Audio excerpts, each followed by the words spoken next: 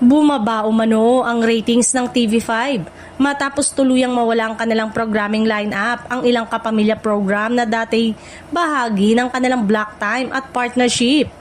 Ayon sa obserbasyon ng netizen at ilang industry insiders, kapansin-pansin ang paghina ng audience traction ng network lalo na sa mga time slot na dating okupado ng mga palabas na may malakas na fanbase mula ABS-CBN.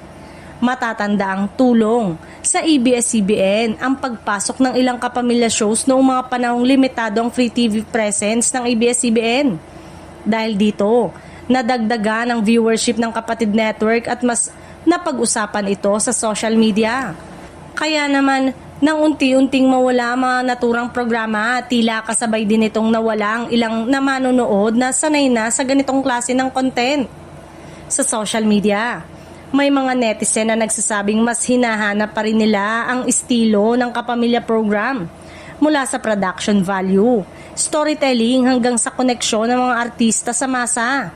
May ilan ding nagsabing hindi sapat ang mga pamalit na programa upang mapanatili ang dating sigla ng panonood sa TV5.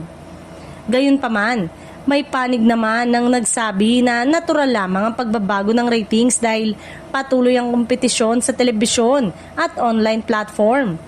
Dagdag pa rito, nasa yugto pa rin umano ang pag-reline ng TV5 sa kanilang sariling identity bilang network na may orihinal na kakaibang nilalaman.